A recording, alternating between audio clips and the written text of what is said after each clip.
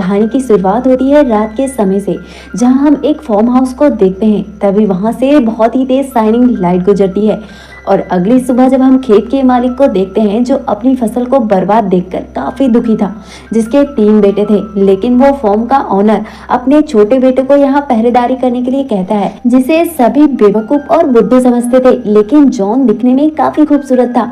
अब हम रात के समय को देखते हैं जहाँ जॉन अकेले पहरेदारी कर रहा होता है। तभी अचानक उसे कुछ आवाज आती है, जिसे वो पलट कर देखता है तो वहाँ उसे बहुत बड़ा व्हाइट कलर का घोड़ा दिखाई देता है, जिसे देखकर जॉन बहुत ज्यादा हैरान हो जाता है। लेकिन अब जॉन उसे पकड़ने के लिए रस्सी फेंकता है, पर वो घोड़ा काफी स्पीड से दौड़ रहा होता है, जिससे जॉन भी उसके साथ घसीटते हुए चला जाता है। तभी वो घोड़ा अनबैलेंस होकर दलदल में गिर जाता है, इसलिए जॉन उसकी मदद करने के लिए एक विंडमिल की हेल्प से उसे बाहर निकाल लेता है। और इसके बाद जब जॉन उसकी आंखों में देखता है तो घोड़े की आंखों में आंसू थे, तो उसे दया आ जाती है और वो उसे छोड़ देता है, ये वादा लेकर कि वो इस फार्म हाउस में अब कभी नहीं आएगा। अब अगली सुबह हम जॉन को देखते हैं, जिसे कुछ आवाजें आती हैं। जैसे ही वो वहां देखता है तो वहां 2 बहुत ही सुंदर घोड़े बंधे हुए थे, जिसे देखकर वो हैरान रह जाता है। इससे पहले वो कुछ समझ पाता, तभी पीछे से एक और आवाज आती है जो उससे कहती है कि ये तुम्हारे लिए एक तोहफा है। और अब जॉन जब पलट कर देखता है तो वहाँ एक छोटा घोड़ा होता है, जिसका नाम फॉल है, जो बड़ा ही इंटरेस्टिंग होता है क्योंकि वो घोड़ा बोल सकता था। अब आगे दिखाया जाता है कि जॉन के पिता वहां आ जाते हैं और जॉन उन घोड़ों को अपने पिता को नहीं दिखाना चाहता, इसलिए वो उन्हें वहां से भेज देता है किसी भी बहाने से। अब जॉन फॉल से बात कर रहा होता है, वहीं फॉल जॉन से कहता है कि मेरी मॉम तुमसे बहुत ज्यादा खुश है। एक्चुअल में फॉल उसी घोड़े का बेटा था जिसे रात में जॉन ने बचाया था, इसलिए उन्होंने तुम्हारे लिए तोहफा भेजा है। अब आगे हम देखते हैं कि फॉल जॉन को अपने ऊपर बिठा लेता है, जिसकी रफ्तार बिजली से भी ज्यादा तेज होती है, जिसे जॉन देखकर बहुत ही हैरान हो जाता है। इसके बाद फॉल हिनहिनाकर उन दोनों घोड़ों को भी बुला लेता है और अब जॉन उन दोनों घोड़ों को लेकर बाजार जाता है ताकि वो उन्हें बेचकर मोटा पैसा कमा सके। जिसके बाद हम बाजार का सीन देखते हैं, जिसमें वो बाजार के सभी लोग उन शानदार घोड़ों को देख रहे होते हैं और हर कोई उन घोड़ों को खरीदना चाहता है। तभी फॉल जॉन को एडवाइस करता है कि इन घोड़ों को तुम उस इंसान को बेच दो जो बेंच पर बैठा हुआ है। लेकिन जॉन इन घोड़ों को राजा को बेचना चाहता है। वो जानता है कि इससे ज्यादा पैसे मिलेंगे और वो घोड़ों को लेकर राजा के पास चले जाता है। लेकिन राजा का मंत्री राजा को भड़का देता है और कहता है कि इतने शानदार घोड़े इस लड़के के हो ही नहीं सकते, जरूर इसने चुराया होगा। इसलिए राजा उन घोड़ों को बिना पैसे के उससे छुड़ा लेता है और उसे कुछ भी पैसे नहीं देते, जिससे जॉन काफी उदास हो जाता है। अब जॉन को उदास देख फॉल जोर से हिनहिनाता है और वो दोनों घोड़े दौड़कर फिर से जॉन के पास आ जाते हैं। और इसी भागा दौड़ी में राजा की बग्घी पलट जाती है और राजा का फेस पूरी तरह से व्हाइट हो जाता है, जिस वजह से राजा की बहुत ज्यादा इंसल्ट होती है और राजा को गुस्सा भी आता है। पर वो पूरी प्रजा के सामने कुछ नहीं कहता क्योंकि जॉन निर्दोष था। अब राजा जॉन से उन घोड़ों की कीमत पूछता है, जिससे जॉन उसे काफी महंगा दाम बोलता है। लेकिन फिर से राजा का मंत्री उसे एडवाइस करता है कि इसे जॉब पर रख लो और इससे बाद में हम अपनी बेइज्जती का बदला ले ही लेंगे। इस बात पर राजा एग्री हो जाता है और अब वो जॉन को जॉब करने के लिए ऑफर देता है और जॉन भी इसे एक्सेप्ट कर लेता है। आगे सीन में हम राजा और उसके मंत्री को देखते हैं जो जॉन से अपनी बेइज्जती का बदला लेने की प्लानिंग करते हैं, जिसमें राजा का मंत्री उसे एडवाइस करता है कि वो जॉन को उस फायरबर्ड को लाने को कहे जिसे आज तक कोई नहीं ला पाया। अगर वो खाली हाथ आएगा तो तुम उसे मृत्युदंड दे देना, जिससे राजा ऐसा ही करता है। अब जॉन भी इस काम के लिए एग्री हो जाता है। वहीं फॉल भी जॉन को वार्न करता है कि ऐसा करना काफी डेंजरस हो सकता है क्योंकि आज तक जो भी फायरबर्ड को लाने गया वो कभी लौट कर नहीं आया। पर जॉन ने चैलेंज एक्सेप्ट कर लिया था तो वो पीछे नहीं हटता। अब फॉल भी उसे पीठ में बैठाकर घने जंगल में ले जा लेता है जहाँ काफी सारे नट्स बिखरे होते हैं और वो नट्स फायरबर्ड को बहुत ही ज्यादा पसंद होते हैं, जिसे खाकर फायरबर्ड गहरी नींद में चली जाती है। इसीलिए जॉन वो सारे नट्स को इकट्ठा कर लेता है और अब ये उसी जगह पर पहुंच जाते हैं जहाँ फायरबर्ड रहता है और जॉन वो सारे नट्स को ऊपर बिखेर देता है और वो नीचे छुप जाता है, जिसकी स्मेल से फायरबर्ड वहाँ आकर सारे नट्स खा लेता है और गहरी नींद में चले जाता है।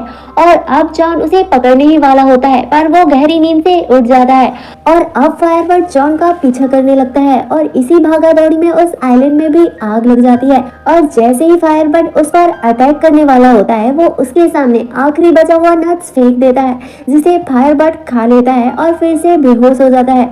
जब फायरबर्ड को होश आता है तो सुबह हो जाती है और इस समय वो जंजीरों से बंधा होता है, जिस वजह से फायरबर्ड की आंखों में आंसू होते हैं। ये देखकर जॉन भी उदास हो जाता है और उसे आजाद कर देता है। अब फायरबर्ड वहां से उड़ जाता है और उसके लिए एक पंख छोड़ देता है। अगले सीन में हमें दिखाया जाता है कि जॉन राजा के पास आ जाता है, जहां वो फायरबर्ड की पूरी स्टोरी बताता है, लेकिन राजा उसकी बातों पर कोई भी यकीन नहीं करता। लेकिन जॉन राजा को यकीन दिलाने के लिए उस पंख को भी दिखाता है जो उसे फायरबर्ड ने दिया था, लेकिन इस समय वो पंख नहीं चमक रहा था, इसलिए राजा को उस पर बिल्कुल यकीन नहीं आता। इसलिए राजा जॉन को सजाए मौत देता है और जब उसे सजा देने के लिए ले जाते हैं और मारने ही वाले होते हैं, तभी वहां पर फायरबर्ड आ जाता है, जिस वजह से पूरी प्रजा को जॉन की बातों पर यकीन आ जाता है और अब न चाहते हुए भी राजा को उसकी सजाएं माफ करनी पड़ती है और उसे प्रमोशन भी देना पड़ता है। ऐसा करते हुए राजा को बहुत ज्यादा गुस्सा आ रहा था और अब वो अपने मंत्री को कुछ और प्लानिंग करने के लिए कहता है। इस बार उसका मंत्री उसे एडवाइस करता है कि आप उसे एक बर्फीले माउंटेन में भेजो जहां वो एक प्रिंसेस को ला सके। वो ऐसा कर ही नहीं पाएगा और कर भी लिया तो तुम उस प्रिंसेस से शादी कर लेना, जिससे राजा इससे बहुत खुश हो जाता है और वो ऐसा ही करता है।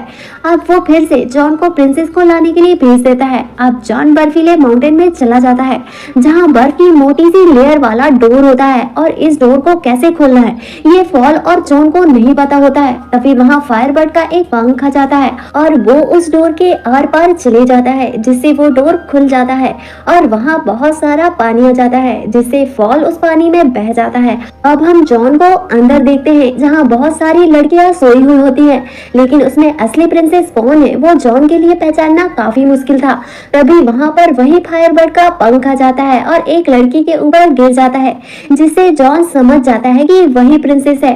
तब जॉन उससे कहता है कि हमारे राजा तुमसे शादी करना चाहते हैं। तभी प्रिंसेस कहती है कि अगर तुम्हारे राजा इतने ही बहादुर थे तो वो क्यों नहीं आए उसे लेने। ये कहकर प्रिंसेस वहां से नीचे कूद जाती है और प्रिंसेस के पीछे जॉन भी अपनी जान की परवाह किए वहां से कूद जाता है। तभी फॉल आकर उन दोनों को बचा लेता है। अब फॉल ये बात समझ जाता है कि जॉन प्रिंसेस को पसंद करने लगा है और वो जॉन से कहता है कि अगर ये बात राजा को पता चल गई तो तुम्हारे लिए और भी बड़ी प्रॉब्लम क्रिएट हो जाएगी। ये बात प्रिंसेस भी सुन लेती है, लेकिन प्रिंसेस भी कहीं ना कहीं जॉन को पसंद करने लगी थी। अब आगे दिखाया जाता है कि वो तीनों किंग के पास वापस आ जाते हैं, जहाँ पूरी प्रजा सुंदर प्रिंसेस को देखकर बहुत ही हैरान हो जाते हैं। लेकिन राजा ये देखकर बहुत ज्यादा गुस्सा हो जाता है क्योंकि जॉन इस बार भी बच जाता है। ना चाहते हुए भी राजा को जॉन को प्रमोशन देना पड़ता है। अब राजा प्रिंसेस से कहता है कि मैं तुमसे शादी करना चाहता हूँ, लेकिन प्रिंसेस कहती है कि मैं तुमसे तब तक शादी नहीं करूंगी जब तक तुम मेरी दादी की खोई हुई रिंग ढूंढ ना लो जो मुझसे बीच समुद्र में खो गई थी। तभी वहां पर जॉन आ जाता है, जिससे राजा ये काम फिर से जॉन को दे देता है। अब जॉन उस रिंग के बारे में फॉल से पूछता है, लेकिन फॉल को भी इस रिंग के बारे में कुछ नहीं पता होता है, इसलिए वो अपनी माँ से मदद लेता है, जिससे उसकी मॉम उसे बताती है कि वो रिंग समुद्र के बीचों बीच एक व्हेल मछली के पेट में है। इसलिए फॉल जॉन को अपनी पीठ में बैठाकर समुद्र के बीचों बीच पहुंच जाता है और अचानक से जॉन उसकी पीठ से नीचे गिर जाता है। और जब जॉन पानी के अंदर पहुंचता है तो वहां उसे बड़ी बड़ी जंजीरों से व्हेल मछली बनी हुई दिखती है, जिससे जॉन उसे पूछता है कि उसे यहाँ किसने बांधा, जिसके जवाब में व्हेल कहती है कि उसने कुछ शिप्स को निगल लिए थे। इसके बाद जो यहाँ के सेलर थे उन्होंने उसे जंजीरों में कैद कर लिया। ये कहते हुए व्हेल की आंखों में आंसू थे। व्हेल कहती है कि मैं अपनी गलती सुधारना चाहती हूँ, और व्हेल की आंखों में आंसू देख जॉन को भी काफी बुरा लग रहा होता है। इसलिए जॉन को एक आइडिया आता है और वो व्हेल को छींक दिलाने का सोचता है। इसलिए वो फॉल के साथ व्हेल की नाक में चले जाता है और वहाँ गुदगुदी करता है, जिससे व्हेल को बहुत बड़ी छींक आती है और पर वेल की जंजीरें टूट जाती है, जिससे वो आजाद होकर बीच समुद्र में चली जाती है। लेकिन यहाँ जॉन फिर से उदास हो जाता है, क्योंकि वेल से वो रिंग लेना तो भूल ही गया, क्योंकि अब वेल बीच समुद्र में चली गई है। वो ये सब सोच ही रहा होता है, तभी वहां पर एक केकड़ा आ जाता है, जो वही रिंग लेकर आता है और कहता है कि तुम्हारे लिए एक तोहफा है जिसे वेल ने भेजा है, क्योंकि वो हर किसी के मन की बात जान लेती है। अब जॉन रिंग लेकर प्रिंसेस के पास आ जाता है। प्रिंसेस रिंग पाकर बहुत ही खुश हो जाती है और वो समझ जाती है कि जॉन ही असल हीरो है, जो उसके लिए कुछ भी कर सकता है। जॉन के पीछे फॉल भी होता है, जो उनसे बात कर रहा था। तभी राजा फॉल को देख लेता है और उसे गोली मार देता है, जिससे वो नीचे गिर जाता है और जॉन को भी गिरफ्तार कर लिया जाता है, उस पर झूठा आरोप लगाकर कि उसने प्रिंसेस को किडनैप करने की कोशिश की है। उसे उसकी जॉब से भी निकाल दिया जाता है और उसे जेल भेज दिया जाता है और अगले दिन घोषणा की जाती है कि कुछ ही दिनों में उसे सजाए मौत दी जाएगी। इस बात से फॉल और प्रिंसेस बहुत ज्यादा दुखी होते हैं। दरअसल फॉल को गोली लगी थी, पर वो बच गया था। अब फॉल से प्रिंसेस कहती है कि मैंने राजा से कहा था अगर उससे मुझसे शादी करनी है तो 3 अलग अलग पॉट में नहाना होगा। पहला जिसमें खौलता हुआ पानी हो, दूसरा जिसमें बर्फीला पानी हो और तीसरा जिसमें खौलता हुआ दूध होगा। ऐसा करने से वो फिर से जवान हो जाएगा।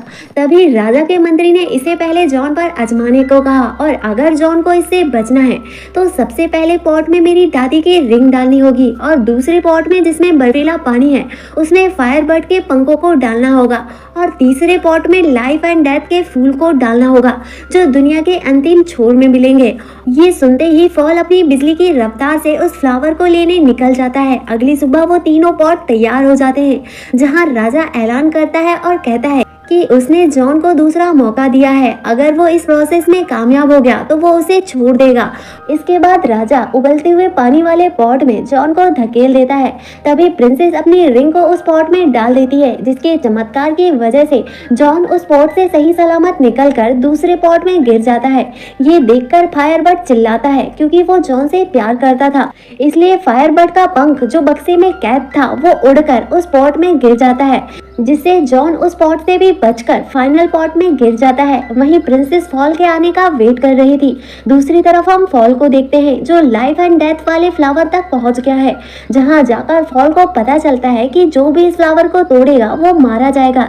लेकिन जॉन को बचाने के लिए वो खुद को सेक्रीफाइस कर देता है और फ्लावर को तोड़ लेता है। वहीं सभी को लग रहा था कि जॉन मारा गया और सभी लोग बहुत ज्यादा दुखी होते हैं। तभी वहां पर फॉल आ जाता है और उस फ्लावर को उस पॉट में डाल देता है, जिससे जॉन उस पॉट से सही सलामत निकल आता है और बिल्कुल प्रिंसेस की तरह लग रहा होता है, जिसे देखकर पूरी प्रजा खुश हो जाती है। अब राजा बहुत ज्यादा जेलस हो चुका था, इसलिए वो भी प्रिंस की तरह जवान होना चाहता है। इसलिए वो उबलते हुए पॉट में जंप लगा देता है, जिससे वो एक बड़े से बबल में कैद होकर बहुत दूर चले जाता है, जिससे प्रजा बहुत खुश हो जाती है, क्योंकि वो वैसे भी राजा को पसंद नहीं करते थे।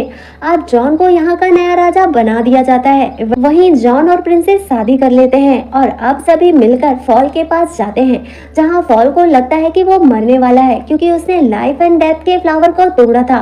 तभी प्रिंसेस बताती है कि तुम नहीं मरोगे, ये सिर्फ एक परीक्षा थी जिसे तुमने पास कर लिया है। और इस तरह से कहानी की हैप्पी एंडिंग हो जाती है। अगर आपको यह एक्सप्लेनेशन पसंद आया तो वीडियो को लाइक और चैनल को सब्सक्राइब जरूर कीजिएगा।